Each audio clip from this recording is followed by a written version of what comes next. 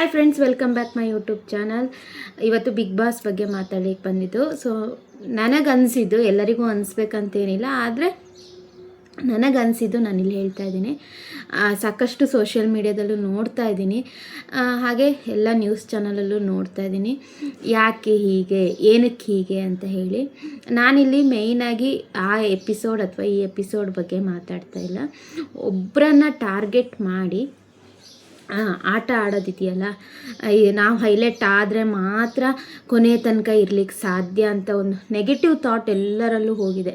So ಜಗಳ ಆಡಿದ್ರೆ big boss ಮನೇಲಿ ಇರಿಸ್ಕೊಳ್ತಾರೆ, ಅಟ್ಲೀಸ್ಟ್ ಒಂದು ಏನು 50 ಡೇಸ್ ಆದರೂ ಕಂಪ್ಲೀಟ್ ಆಗೋ ತನಕ ಆದರೂ ಇರ್ಬೋದು.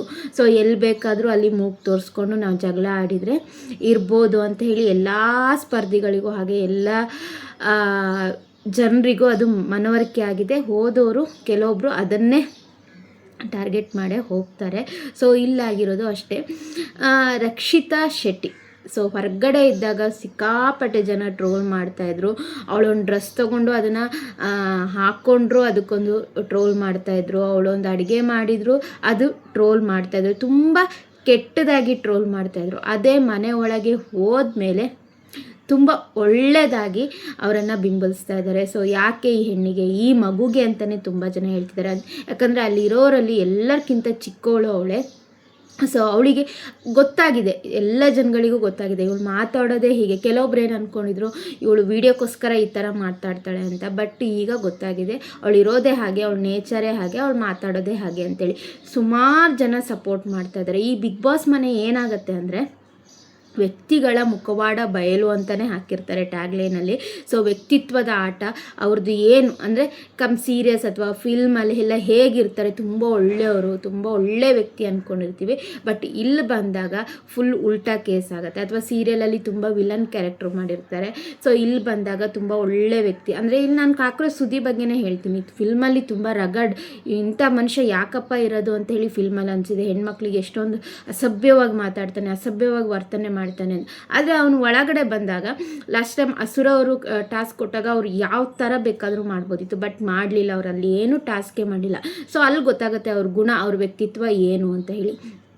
ಅಂದಹಾಗೆ ಸೊ ಇಲ್ಲಿ ವ್ಯಕ್ತಿತ್ವ ಗುಣಗಳನ್ನು ತೋರಿಸ್ಕೊಟ್ಟಿದೆ ಬಿಗ್ ಬಾಸ್ ಇಷ್ಟು 12 ಸೀಸನ್ಗಳಲ್ಲಿ.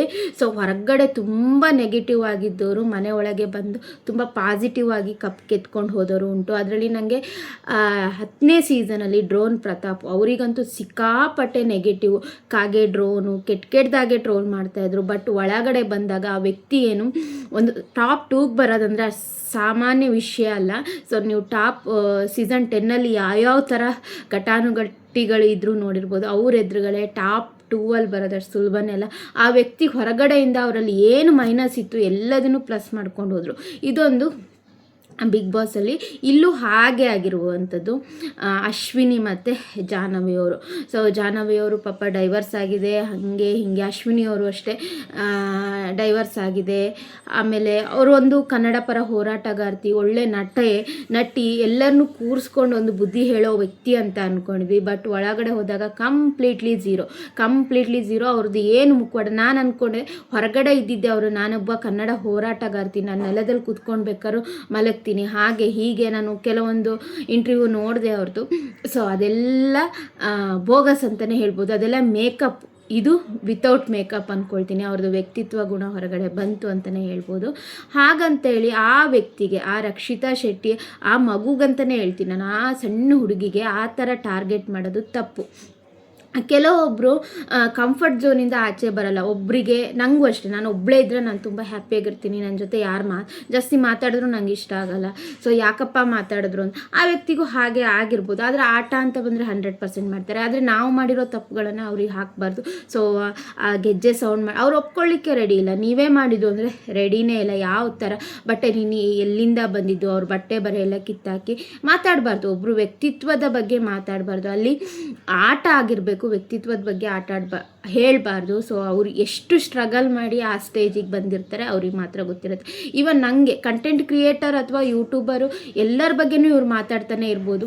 ಜಾಹ್ನವಿ ಅವರು ಬರೀ ವೀಡಿಯೋ ಮಾಡ್ಕೊಂಡು ಫೋನ್ ಇದ್ರಲ್ಲಿ ನೋಡ್ಕೊಂಡು ಇಲ್ಲಿ ತನಕ ಬಂದುಬಿಟ್ರು. ಅದು ದೊಡ್ಡ ಕ್ಯಾಮ್ರಾ ಅಂತೆ, ಇದು ಸಣ್ಣ ಕ್ಯಾಮ್ರಾ ಅಂತೆ. ನನಗೆ ಕ್ಯಾಮ್ರಾದ ಬಗ್ಗೆ ಜಾಸ್ತಿ ಅಟ್ರಾಕ್ಷನು. ಅವರು ಮನೇಲೇ ಕ್ಯಾಮ್ರಾ ಮುಂದೆ ಅಥವಾ ಟಿ ವಿ ಮಿರರ್ ಮುಂದೆ ಮಾತಾಡ್ಕೊಂಡಿರ್ಬೋದಿತ್ತು, ಇಲ್ಲಿ ಯಾಕೆ ಬಂದರು ಅಂತೇಳಿ ಸುಮಾರು ಜನ ಮಾಡಿದರು, ಜಾಹ್ನವಿ ಅವರು ಹೇಳಿದರು. ಬಟ್ ನಮಗೆಲ್ಲೋ ಕಂಟೆಂಟ್ ಕ್ರಿಯೇಟರ್ ಅಥವಾ ಯೂಟ್ಯೂಬರ್ ಇಂಥ ವೀಡಿಯೋಸ್ ಮಾಡಿ ಪಾಪ್ಯುಲಾರಿಟಿ ಆಗಿರ್ತಾರಲ್ಲ ಅವರಿಗೆ ಕೆಟ್ಟದಾಗಿ ಬಿಂಬಿಸಿದ್ರು ಅನ್ಬೋದು. ಸೊ ನಾವು ಒಂದೇ ಒಂದು ಸ್ಕ್ರಿಪ್ಟ್ ಅಥವಾ ನಾವಿಲ್ಲಿ ಏನು ಮಾತಾಡ್ತಾ ಇದ್ದೀನಿ ಅದು ಮಾತಾಡಲಿಕ್ಕೂ ನಾವು ಸ್ವಲ್ಪ ಯೋಚನೆ ಮಾಡಲಿ, ಹೆಂಗೆ ಮಾತಾಡಬೇಕು, ಯಾವ ಥರ ಪ್ಯಾರಾಗ್ರಾಫ್ ಮಾಡಬೇಕು ಅಂತೇಳಿ ಹೋಲ್ ಡೇ ಅಥವಾ ಒನ್ ಅವರ್ ಆದರೂ ಅದ್ರ ಬಗ್ಗೆ ಸ್ಟಡಿ ಮಾಡಿ ವಿಡಿಯೋ ಮಾಡಿರ್ತೀವಿ. ಸೊ ಚೀಪಾಗಿ ಅಂದ್ಕೊಳ್ಳೇಬೇಡಿ. ಸೊ ನಿಮ್ಮ ಬಗ್ಗೆನೂ ಅವ್ರು ಹೇಳ್ಬೋದು, ಸುಮಾರು ಕಡೆ ಗಾಸಿಪ್ಗಳು ಅವರು ನೋಡಿರ್ತಾರೆ, ಹೇಳ್ಬೋದು. ಆ ವ್ಯಕ್ತಿ ಏನೂ ಹೇಳಲಿಕ್ಕೆ ಹೋಗಿಲ್ಲ ರಕ್ಷಿತಾ ಶೆಟ್ಟಿ ಅವರು. ಟ್ರಿಗರ್ ಮಾಡಿಬಿಡಿ. ಇವತ್ತಂತೂ ಕಿಚ್ಚ ಸುದೀಪ್ ಅವರು ಸಖತ್ತಾಗಿ ಕ್ಲಾಸ್ ತೊಗೊಳ್ತಾರೆ. ಇವತ್ತು ಪ್ರೋಮೋ ಬಿಟ್ಟಿದೆ. ಸೊ ಸ್ವಲ್ಪ ಪೆಟ್ಟು ಕೊಟ್ಟು ಹೇಳ್ತೀನಿ ಅಂತ ಹೇಳಿದ್ದಾರೆ. ಸ್ವಲ್ಪ ಅಲ್ಲ, ಜಾಸ್ತಿನೇ ಪೆಟ್ಟು ಕೊಡ್ಬೋದು. ಯಾಕಂದರೆ ನನಗಿಲ್ಲ ಅಶ್ವಿನಿ ಅವ್ರ ಬಗ್ಗೆ, ಯಾಕಂದರೆ ಅವರೊಂದು ನಾಯಕತ್ವದ ಗುಣ ಇರೋರು ಅಂತ ಹೇಳ್ತಾರೆ. ಹಾಗೆ ನಾನು ಲೀಡರ್ಶಿಪ್ ಮಾಡಿದ್ದೀನಿ, ನಾನು ಕನ್ನಡ ಪರ ಎತ್ತಿದ್ರೆ ಕನ್ನಡ ಪರ ಹೋರಾಟಗಾರ್ತಿ ಅಂತ ಹೇಳ್ತಾರೆ. ಅವರು ಒಂದು ವ್ಯಕ್ತಿಗಳ ಅಥವಾ ಎಲ್ಲೇ ಒಂದು ಮಿಸ್ಅಂಡರ್ಸ್ಟ್ಯಾಂಡಿಂಗ್ ಆದರೆ ಅದನ್ನು ಹೇಗೆ ಒಂದುಗೂಡಿಸಿ ಮಾತಾಡಬೇಕು ಅಂತ ಆ ವ್ಯಕ್ತಿಗೆ ಗೊತ್ತಿರುತ್ತೆ. ಬಟ್ ಇಲ್ಲ, ಆ ಅಮ್ಮಂಗೆ ಗೊತ್ತಿಲ್ಲ. ಅವ್ರು ನೋಡಿ ಲಾಸ್ಟ್ ಟೈಮು ಸುದಿಯವರು ವಿವಮ್ಮ ಆವಮ್ಮ ಅಂತ ಕರೆದಾಗ ಅವ್ರು ತಗೊಳ್ಳಿಕ್ಕೆ ರೆಡಿ ಇಲ್ಲ. ಅಲ್ಲೇ ಕಿಚ್ಚ ಸರ್ ಎದುರುಗಡೆ ಈ ಥರ ಕರೀಲಿಕ್ಕೆ ಹೇಳ್ಬೇಡಿ ಅಣ್ಣ ಅಂತ ಹೇಳ್ತಾರೆ. ಬಟ್ ಇವ್ರು ಹೆಂಗೆ ಬೇಕಾದರೂ ಬೇರೆಯವ್ರಿಗೆ ಮಾತಾಡಲಿಕ್ಕೆ ಇಲ್ಲ. ಇಲ್ಲಿ ಜಾಹ್ನವಿ ಬಂತು ಅಂದರೆ ಬೇಕಂತಲೇ ಆ ವ್ಯಕ್ತಿನ ಏನಂದರೆ ಹೊರಗಡೆ ಹೋಗಿ ಬಂದಿದ್ದಾರೆ ಎಲ್ಲ ಗೊತ್ತುಂಟು. ಹಾಗಾಗಿ ಅವ್ರನ್ನ ಬೇಕಂತಲೇ ಟ್ರಿಗರ್ ಮಾಡ್ತಾ ಇರೋದು, ಕೈಯಲ್ಲಿ ಗೆಜ್ಜೆ ಇಟ್ಕೊಂಡು ನಾಗವಲ್ಲಿ ಥರ. ಆದರೆ ಬಿಂಬಿಸ್ತಾ ಇರೋದು ರಕ್ಷಿತ್ ಅವ್ರ ಮೇಲೆ. ಸೊ ಸತ್ಯ ಗೊತ್ತಿದೆ, ತಾನು ಅಂತ ಒಪ್ಕೊಳ್ಳಿಕ್ಕೆ ರೆಡಿ ಇಲ್ಲ. ಬಟ್ ಎಲ್ಲದಕ್ಕೂ ಬಿಗ್ ಬಾಸ್ ಕ್ಯಾಮ್ರಾ ಅನ್ನೋದೊಂದು ಇದ್ದೇ ಇದೆ. ಸೊ ಅದರಿಂದ ಎಲ್ಲ ಗೊತ್ತಾಗುತ್ತೆ. ಇವತ್ತು ಸ್ಯಾಟರ್ಡೆ ಎಪಿಸೋಡು 8 ಗಂಟೆಗೆ ಗ್ರ್ಯಾಂಡ್ ಫಿನಾಲೆ. ಸೊ ಯಾರು ಹೋಗ್ತಾರೆ ಅಂತಲೂ ಗೊತ್ತಿರ್ಬೋದು. ಮಂಜುಭಾಷಿಣಿ ಹೊರಗಡೆ ಬರ್ತಾರೆ ಅಂತ ನ್ಯೂಸ್ ಇದೆ. ಬಟ್ ಒಬ್ಬರೇ ಅಲ್ಲ, 4-5 ಜನ ಹೊರಗಡೆ ಬರ್ತಾರೆ, 5-6 ಜನ ವೈಲ್ಡ್ ಕಾರ್ಡ್ ಎಂಟ್ರಿ ಇದೆ.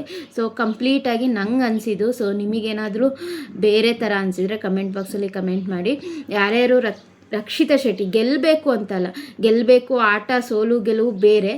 ಬಟ್ ಆ ಆಟದಿಂದ ಹೊರಗೆ ಬಂದ ಮೇಲೆ ಆ ವ್ಯಕ್ತಿನ ತುಂಬ ಏನು ಹೇಳ್ತಾರೆ, ತುಂಬ ದುಷ್ಟತನದಲ್ಲೇ ನೋಡ್ತಾ ಇದ್ದಾರೆ. ಆ ವ್ಯಕ್ತಿ ಎಲ್ಲಿಂದ ಬಂದು ನಂಗಂತೂ ತುಂಬ ಹರ್ಟ್ ಆಯಿತು. ಮುಚ್ಕೊಂಡು ಹೋಗಲೆ, ನಿನ್ನ ಕೆಲಸ ನೀನು ಮಾಡ್ಕೊಳ್ಳಲೆ, ಬಾತ್ರೂಮಿಗೆ ಹೋಗಿ ಡ್ಯಾನ್ಸ್ ಮಾಡಲ್ಲ. ಸೊ ಇದೆಲ್ಲ ಕೆಟ್ಟ ಬಳಕೆ, ಅದನ್ನೆಲ್ಲ ಮಾಡಬಾರ್ದು. ಆ ಲಗೇಜನ್ನೆಲ್ಲ ಕಿತ್ತಾಕಿ ಅದು ವೀಡಿಯೋಸ್ ನೋಡಿದರೆ ಗೊತ್ತಿರುತ್ತೆ. ಆ ವೀಡಿಯೋಸಲ್ಲಿ ಆ ವ್ಯಕ್ತಿ, ಆ ಹುಡುಗಿ ಇಷ್ಟು ಸಣ್ಣ ವಯಸ್ಸಲ್ಲಿ ಆ ತಂದೆ ತಾಯಿನ ಅಥವಾ ಅವ್ರ ಪೇರೆಂಟ್ಸನ್ನ ನೋಡ್ಕೊಳ್ತಾ ಇದ್ದಾಳೆ. ಸೊ ಈಗಿಂದ ಅಲ್ಲ, ನಾನು ಸುಮಾರು ವರ್ಷದಿಂದ ಅವ್ರದ್ದು ಚಾನಲ್ ನೋಡ್ತಾ ಇದ್ದೀನಿ ನಾನು. ಯಾಕಂದರೆ ನಮ್ಮ ಕಡೆಯವರು, ತುಳು ಕಡೆಯವರು. ಸೊ ಈಗ ವೀಡಿಯೋ ಊರಿನ ಕಡೆದು ಬರ್ತಿದೆ. ಫಸ್ಟು ಮುಂಬೈದೆಲ್ಲ ವೀಡಿಯೋ ಬರ್ತಿತ್ತು, ಅವ್ರು ಕಾಲೇಜ್ ಫ್ರೆಂಡ್ಸ್ ಜೊತೆ ಎಲ್ಲ ಮಾಡೋದು, ಅವರು ಇಲ್ಲಿ ತಂಬಿಲಕ್ಕೆ ಬರೋದು. ಸೊ ಅದೆಲ್ಲ ಗಮ್ಮತ್ತು ಮಾಡಿ ವೀಡಿಯೋ ಮಾಡ್ತಾಯಿದ್ರು. ಸೊ ಅವ್ರದ್ದು ಲೈಫ್ ಸ್ಟೈಲು ಆ ವಿಡಿಯೋಕ್ಕೆ ಹೋದರೆ ಗೊತ್ತಾಗುತ್ತೆ.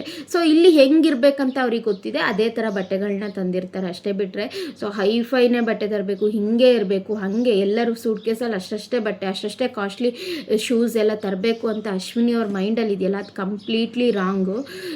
ಯಾಕಂದರೆ ತಪ್ಪು ಅದು. ಸೊ ಬರೀ ಅವ್ರನ್ನೇ ಟಾರ್ಗೆಟ್ ಮಾಡೋದು. ಅವ್ರು ಕೂತ್ರೂ ತಪ್ಪು, ನಿತ್ರೂ ತಪ್ಪು, ಅವ್ರು ಬಾತ್ರೂಮಿಗೆ ಹೋದರೂ ತಪ್ಪು, ತಿಂದರೂ ತಪ್ಪು, ತೊಳೆದ್ರೂ ತಪ್ಪು, ಆ ಥರ ಟಾರ್ಗೆಟ್ ಮಾಡ್ತಾಯಿದ್ದಾರೆ. ಸೊ ಈ ಥರ ನಂಗೆ ಅನಿಸಿದ್ದು. ನಿಮಗೇನಾದರೂ ಬೇರೆ ಥರ ಅನಿಸಿದರೆ ಖಂಡಿತ ಕಮೆಂಟ್ ಮಾಡಿ, ನಾನು ಎಕ್ಸೆಪ್ಟ್ ಮಾಡ್ತೀನಿ.